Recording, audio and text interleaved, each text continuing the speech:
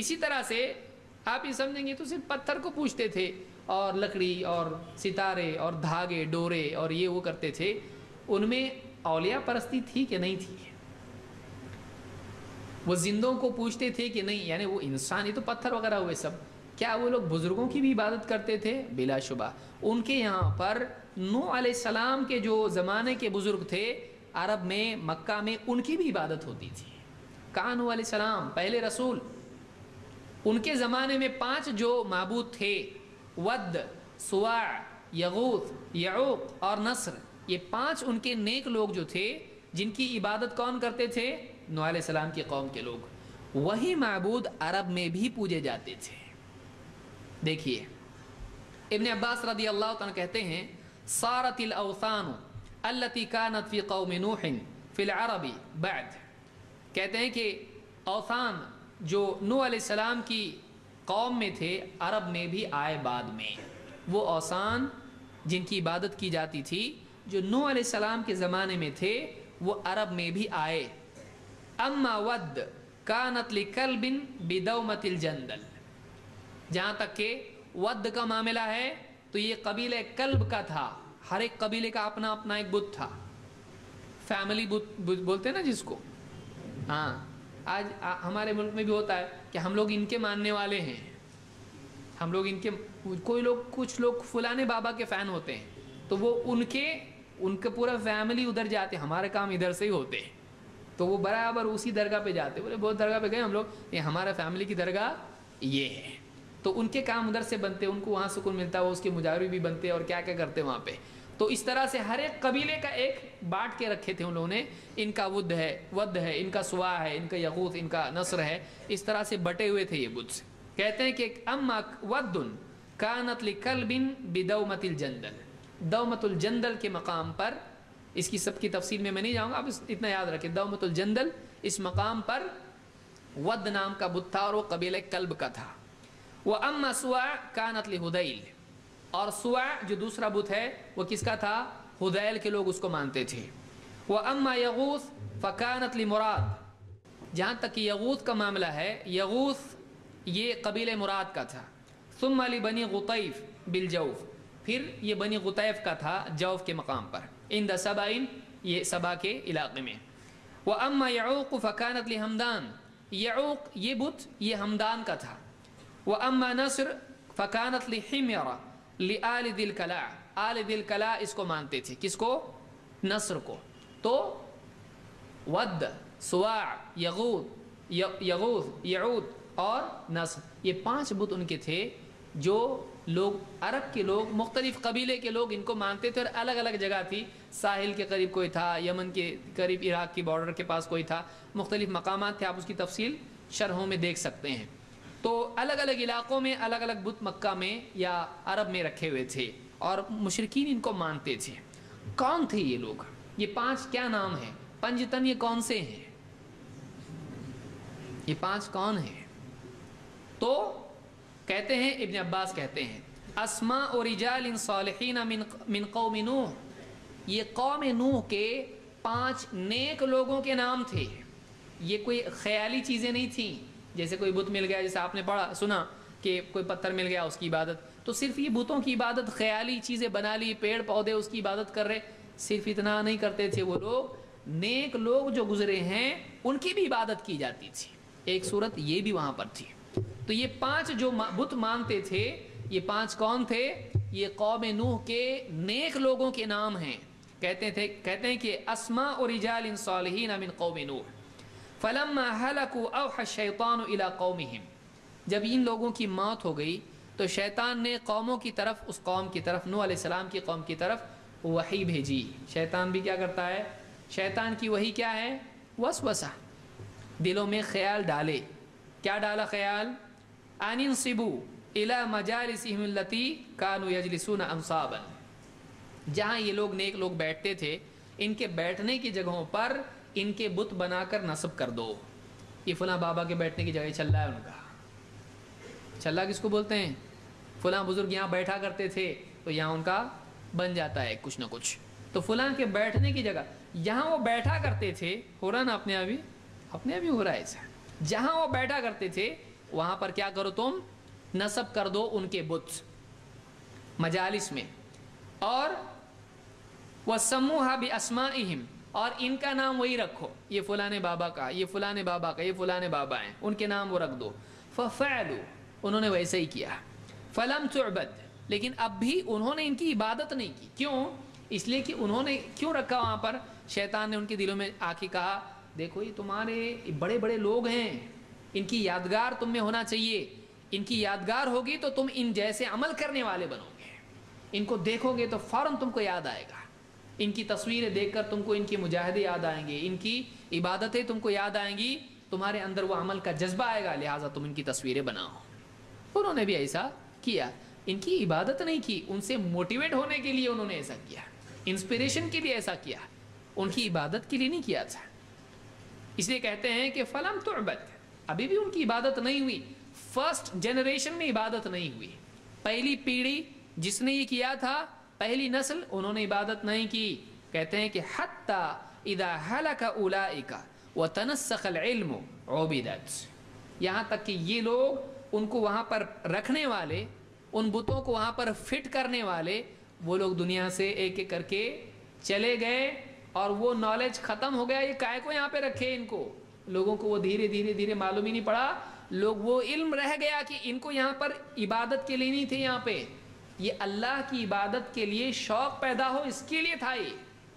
लेकिन धीरे धीरे क्या हो गया, शैतान फिर आया अगली नस्लों में, उसने क्या कहा, अरे तुमको मालूम नहीं, इन्हीं के थ्रू तो बारिश होती थी, इनसे मांगते थे, फिर ये अल्लाह से मांगते थे, बारिश होती थी, इनको खुश करो अल्लाह खुश होगा।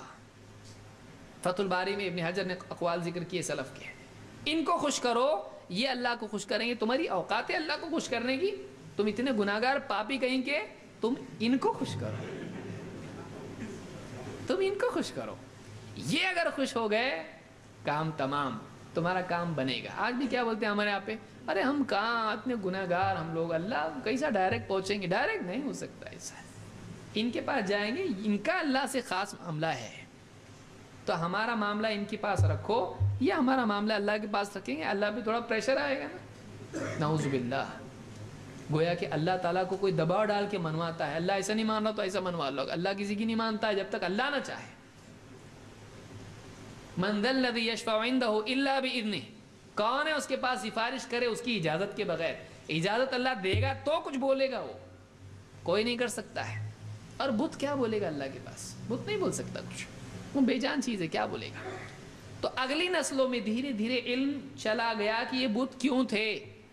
इसीलिए आप पूछो बहुत सारी दरगाहों पर आपको 4-5 किस्से मिलेंगे उसके, कोई बोलेगा ऐसा था, कोई बोलेगा ये बाबा ऐसे थे, कोई बोलेगा वैसे थे, कोई बोलेगा आदमी थे, कोई बोलेगा औरत थी, क्या है ये, क्योंकि उसका असल इल्म चला जाता है। कोई आदमी आज आप देखिए किसी दरगाह के बाहर खड़े होकर आप पूछिए, वो आ रहा है, उसको पूछो इनकी ज़रा हिस्ट्री बताते, आप मालूम है इनको पहचानते, बोलेगा नहीं मेरे चाचा बोले यहाँ आने का करके मैं आ रहा, नहीं मालूम मेरे को क्या है ये, उसको नहीं मालूम होता है, सब पागल है क्या, बोले आपने चेकअप किया इनका, बोले तो कैसे बोल रहे नहीं है पागल है, आपको क्या मालूम ये पागल है कि नहीं है। और हर आदमी सबको इतने सब पागल है क्या, इतने सब पागल है क्या, तो हर आदमी सब पागल है क्या, बोल के कोई पागल नहीं, इसलिए सब कर रहे हैं, हर आदमी बाकी सब लोगों को दलील बना रहा है, तो भीड़ दलील होती है नहीं। तो यहाँ पर भी क्या हुआ, जब पहली नस्ल चली गई, अगली नस्ल आती चली गई, वो इल्म चला गया, अमल बाकी रह गया, शैतान ने आकर नित नए तरीके उनको सुझाए, अरे तुम ऐसा करते थे ना, ज़रा इस मरतबा ऐसा करो, पहले ऐसा करते थे अभी थोड़ा और एक्स्ट्रा करो। दरगाहों पे भी आप देखो पहले कुछ अमल होता है, फिर धीरे धीरे बढ़ते जाता है, फिर क्या नए नए अमल शुरू हो जाते हैं। क्यों? शरीयत की पाबंदी नहीं है, आस्था का मामला है, जैसा जिसको चलता हो वैसा करो। कभी उसकी कुछ सवारी निकाले, कभी क्या निकाले, फिर दूसरी कौमों को देखते उनका ऐसा होता, उनका जुलूस निकलता, आपने भी बाबा का क्या होना चाहिए, जूतियों का जुलूस निकलना चाहिए। जूतियों का पूरे गांव में जुलूस होता है, उनकी कोई टोकरी, उनका कुछ भी डफली, कुछ भी जो भी था उनका, उसकी पूरी डफली लेके पूरे गांव में घूमते हो लोग। क्या ये सारा मुशरिकीन का मामला है। तो जब ये लोग मर गए, जिनके बुत बनाए गए उनके बुत बनाए, फिर वो जिन्होंने बनाए थे वो भी मर गए, वो भी दुनिया से चले गए। कहते हैं कि हत्ता इदा हलका उलाइका व तनस्सखल इल्म, جب یہ لوگ مر گئے، موت ہو گئی، ان کی وفات ہو گئی، اور وہ علم چلا گیا جس کی بنیاد پر وہاں فٹ کیے گئے تھے وہ بت، تو کہتے ہیں کہ پھر عبادت، پھر ان کی عبادت بھی ہونا شروع ہو گئی، ان کی عبادت ہونا شروع ہو گئی۔ تو بیسیکلی یہ بخاری میں یہ روایت موجود ہے، صحیح بخاری میں ہی ہے، تفسیر القرآن میں 4920 پر یہ روایت موجود ہے۔ اس سے بات معلوم ہوئی کہ عرب میں جہاں پتھر، مٹی اور جانور اور پھر دھاگے ڈورے اور اسی طرح سے پیڑ ان کی عبادت اور ستارے ان کی عبادت ہوتی تھی، وہیں صالحین کی بھی عبادت ہوتی تھی، وہی نیک لوگ جو نوح علیہ السلام کی قوم میں تھے ان کی عبادت یہاں بھی ہونا شروع ہوئی، مکہ میں، عرب میں ان کی بھی عبادت ہوتی تھی۔ تو یہ 5 نیک لوگ تھے، یہ کوئی فرضی لوگ نہیں تھے، یہ واقعی اللہ والے تھے، اور یہ جب دنیا سے چلے گئے لوگوں نے ان کے نام پر بت بنائے اور ان کی عبادت کرنے لگے تاکہ اللہ کے قریب ہوں۔ اسی طرح سے عربوں میں لات اور عزا اور منات اور بھی بہت سارے بت تھے، اس کی تفصیل میں نہیں ذکر کروں گا، 360 تھے، اب نام ہم گناتے بیٹھیں گے تو ہم کو پوری رات جائے گی پوری۔ حبل تھا اور کیا نہیں تھا وہاں پہ۔ تو فیمس جو بت تھے وہاں پہ بڑے مانے جاتے تھے جن کا قرآن میں بھی ذکر آیا ہے، لات اور اسی طرح سے عزا اور منات، یہ بھی 3 خاص ان کے اسپیشل بت تھے۔ اللہ نے قرآن کریم میں بھی ان کی طرف اشارہ کیا ہے، سورہ النجم میں افرأیتم اللات والعزا ومناۃ الثالثۃ الاخری، کیا تم نے دیکھا ہے لات کو، اللات اور دوسرا منات کو، وہ دوسری منات، اور اللہ نے اسی کہا ومناۃ الثالثۃ الاخری، اور وہ تیسری وہ منات۔ تو اس طرح سے لات، عزا اور منات ان 3 کی بھی عرب عبادت کرتے تھے، یہ بہت خاص بت مانے جاتے تھے۔ اسی لیے اللہ کے رسول صلی اللہ علیہ وسلم جب بازار میں دعوت دینے لگے تو ابو لہب آ کے پیچھے سے کہنے لگا ان کی بات مت ماننا، کیونکہ یہ چاہتا ہے کہ تم کو لات اور عزا سے دور کر دے۔ تو بہت اسپیشل بت ان کے تھے، بہت مانیتا ان کی تھی، بہت ان کی یعنی عقیدت ان سے جڑی ہوئی تھی۔ یہ لات کون ہے؟ کوئی فرضی چیز ہے؟ کوئی پتھر کی چیز بنا دی کسی نے؟ نہیں، یہ ایک نیک آدمی تھا۔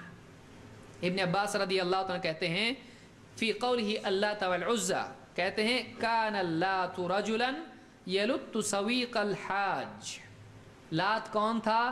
یہ ایک نیک انسان تھا۔ حاجی جو آتے تھے پہلے پرانے زمانے میں حج کے لیے، پہلے حج تھا، دیکھیے مشرکین حاجی ہوا کرتے تھے۔ آدمی بولا ہم حج کو جا کے کیسا مشرک ہو سکتے، ہم حج کو جا کے شرک کیسا کر سکتے؟ وہاں حاجی لوگ تھے، وہاں حج کیا کرتے تھے لوگ، اور ہر سال کرتے تھے، اپنے طریقے سے جیسا آتا تھا کرتے تھے۔ تو کہتے ہیں کہ کان اللات رجلا یلت سویق الحاج، حاجیوں کے لیے جو عرب کے لوگ مکہ میں آتے اور کعبہ کا طواف کرتے، جو بھی حج کے مراسم جیسا بھی ان کو آتا تھا کرتے تھے ٹوٹے پوٹے، تو ان کے لیے کیا کرتا تھا؟ سویق، ان کے لیے یلت سویق الحاج، ان کے لیے ستو جو ایک کھانے کی قسم ہوتی ہے، پانی میں پاؤڈر ڈالا جاتا ہے اور اس کو جو ہے کھیر کی طرح جیسا بھی بنتا ہے اس کو ویسے ہی کچا کھایا جاتا ہے، تو وہ حاجیوں کو اس طرح سے کھانا بنا کے دیتا تھا، اس طرح سے وہ لوگوں کو بنا کے کھلاتا تھا، خدمت کرتا تھا لوگوں کی، نیک آدمی تھا۔ تو یہ لات تھا جس کی بعد میں عرب میں بھی عبادت ہونا شروع ہو گئی۔ تو نیک لوگوں کی عبادت کرنا بھی ان میں تھا، اولیاء اللہ صالحین کی عبادت بھی ان میں تھی۔ مجاہد کہتے ہیں، یہ بخاری کی روایت ہے، صحیح بخاری میں یہ روایت موجود ہے کہ لات ایک نیک آدمی تھا، ابن عباس کی روایت ہے۔ مجاہد تابعی ہیں، ابن عباس کے خاص شاگرد، کہتے ہیں کہ قرآن کریم کی آیت افرأیتم اللات والعزا، اس کی تفسیر میں کہتے ہیں کہ کان یلت السویق للحاج، لات جو آدمی تھا یہ کیا کرتا تھا؟ حاجیوں کے لیے ستو گھول کے ان کو کھلاتا تھا۔ فعکف علی قبرہ، جب یہ مر گیا اور جب اس کی قبر بنائی گئی تو لوگوں نے اس کی قبر کے اطراف یہ ڈیرا ڈال دیا، اس کی قبر کے اطراف لوگ جمع ہونا شروع ہوئے اور اعتکاف کرنے لگے وہاں پر۔ تو قبر پرستی عرب میں تھی کہ نیک لوگوں کی قبر پر جمع ہونا، وہاں پر فعکف علی قبرہ، اعتکاف کس کو کہتے ہیں؟ جگہ پکڑ کے بیٹھ جانا، اس کو اعتکاف کہتے ہیں۔ عکفہ کا مطلب رک جانا، جم جانا، ٹھہر جانا، کوئی جگہ پکڑ کے بس ڈیرا ڈال دیا، اس کو کیا کہتے ہیں؟ اعتکاف۔ فعکف علی قبرہ، تو لوگوں نے آ کے اس کی قبروں پر کیا کر دیا؟ ڈیرا جما لیا۔ بیٹھتے نا قبروں کے اوپر، مجھے بیٹھا رہتا ہو بیچارہ، اور برابر دیکھتا رہتا کون ڈبے میں ڈال رہا کون نہیں ڈال رہا، اور نہیں ڈال کے جا رہا دیکھتا اس کو، اچھا آئندہ آنا۔ آپ سوچیے درگاہوں پہ آپ ڈبے کی ضرورت کیا ہے؟ وہاں تو لینے کا ڈبہ ہونا چاہیے نا کہ دینے کا۔ اب سوچیے اتنے دور سے آدمی آ رہا ہے لینے کے لیے، وہاں دے کے کیوں جا رہا ہے؟ یعنی ضرورت کس کو ہے؟ سفر کا خرچہ بابا اٹھائے نہیں، ڈرائیور کا پیمنٹ نہیں، گاڑی کا پیٹرول نہیں، وہاں کے جو ناریل اور تیل گڑ کہاں سے آئے؟ اسلام میں مکہ میں ہوتا تھا پروڈکشن اس کا، کوئی تھا تیل گڑ کا فیکٹری، وہ جو سفید قسم کی جو ہے نا شیرینی بولتے ہیں اس کو، اردو نام بنائے تو اسلامک ہو گیا وہ۔ اب بتائیے وہ کہاں شیرینی مسلمانوں کی کہاں سے؟ وہ غیر مسلموں کی طرف سے آیا ہے، وہ لوگ بانٹتے بیچارے، ان کا چھین کے ہم لے لیے۔ وہ ناریل بھی ہمارا نہیں ہے، ناریل ہمارا ہے، پیڑ ہمارا ہوگا، ناریل کی رسم ہماری نہیں ہے۔ آپ بتائیے بتوں کے پاس جا کر جس طرح سے وہ شیرینی وہاں پہ رکھتے ہیں، پھول وہاں پہ رکھتے ہیں اور ناریل وہاں پہ پھوڑتے ہیں، کیا یہی ایگزیکٹلی رسم ہمارے یہاں نہیں ہے؟ کیا حضرت عمر رضی اللہ تعالیٰ، ابو بکر صدیق، اللہ کے نبی صلی اللہ علیہ وسلم کبھی ایسا کیے کہ کعبہ کے دروازے پہ جا کے ناریل پھوڑ رہے، وہاں پہ پھول چڑھا رہے، وہاں پہ شیرینی رکھ رہے؟ کبھی کیے ایسا؟ کبھی نہیں کیے ایسا۔ یہ کہاں سے آئی رسم؟ صحابہ نے کی، اللہ کے نبی صلی اللہ علیہ وسلم کی قبر پہ جا کے ناریل پھوڑ رہے وہاں پہ، نعوذ باللہ، ایسا کبھی نہیں کی۔ یہ بابا کی قبر پہ جا کے آپ کیا کر رہے ہیں؟ ناریل پھوڑ رہے، سب اس کو بانٹ رہے، آدھا ناریل ادھر۔ درگاہوں میں آپ دیکھو اب اتنے ناریل جب فیمس ہو جاتی درگاہ تو پھر ناریل کا اس کا کلیکشن بڑھ جاتا، اتنے ناریل ہوتے، رکھنے کا مسئلہ ہوتا ہے۔ ہوتا کیا ہے؟ پھول، چادریں چڑھ رہی، پھول جمع ہو رہے وہاں پہ، اور وہاں پہ ناریل جمع ہو رہے، تو کیا ہو جاتا؟ وہ ناریل پھر پیچھے کے دروازے سے واپس ناریل والوں کو بکتے ہیں، نیچے دکانیں جو لگی ہوئی ہیں، اور وہ ناریل واپس اوپر پھر پیچھے سے، اور وہ پیسہ کس کی جیب میں؟ مجاور کی، کیونکہ وہ آیا اوپر فری میں، خریدا اس نے تمہارے سے، ناریل والے سے، پھر وہ فری میں مجاور کو ملا، مجاور کیا کرتا ہے؟ اس کو پیچھے کے راستے سے واپس، وہ کہاں لے جائے گا ناریل؟ ادھر اتنے سارے ناریل کرے گا کیا؟ اس کو کوئی بلڈنگ بنائے گا اس کی؟ کیا کرے گا؟ وہ اینٹ بھی نہیں ہے، وہ پورے ناریل لے جا کے پیچھے سے واپس درگاہ کے باہر جو دکانیں ہوتی ہیں ان کو دیتے ہیں۔ وہ اتنے سارے پھول جو بہت بہت بڑی درگاہیں جو ہیں، وہ سارے پھول جمع ہو کے گلقند کی فیکٹری کو جاتے ہیں۔ کہاں جاتے ہو؟ گھر پہ تھوڑی جاتے ہو، کیا کرے گا؟ اس میں بستر بنا کے سوئے گا، اس کے اوپر کیا کرے گا اس کا؟ وہ سارے پھول جمع ہوتے ہیں، اور اس سے پان میں جو گلقند ڈالا جاتا ہے پھول کا، وہ پان کی فیکٹریوں کو اور وہ گلقند کی فیکٹری کو پورے وہ گلاب کے پھول جاتے ہیں آپ کے، اور کھاتے لوگ اس کو بہت اچھے سے۔ وہ اللہ کے علاوہ کسی اور کے نام کا چڑھاوا ہوتا ہے، نہیں کھانا چاہیے۔ تو اگر پکا معلوم ہے یہ گلقند شریف ہے، ایک دم اللہ والا گلقند ہے، تو کھانا اس کو، نہیں تو نہیں کھانا۔ آپ دیکھیے معلوم کر کے معلوم پڑے گا آپ کو۔ تو یہ جو آدمی تھا لات، یہ نیک آدمی تھا، ان کا، اس آدمی کا کوئی قصور نہیں، وہ بیچارہ تھوڑی بولا میری قبر بناؤ ایسی اور اس کے اوپر ایسا کرو، وہ اس کا کام تھا لوگوں کو کھلانا، ستو کھلانا، حاجیوں کی خدمت کرنا۔ اب لوگوں میں جو نیک آدمی فیمس ہو جاتا ہے، مرنے کے بعد اس کو تقرب کا ذریعہ بنانا وہاں پر بھی تھا، کہ جب اس کو دفن کیا گیا تو اس کی قبر کے اطراف لوگ جمع ہونا شروع ہوئے اور اس کی عبادت انہوں نے شروع کر دی۔ اس کو امام الطبری نے، ابن جریر الطبری نے اپنی تفسیر میں اس کو ذکر کیا ہے۔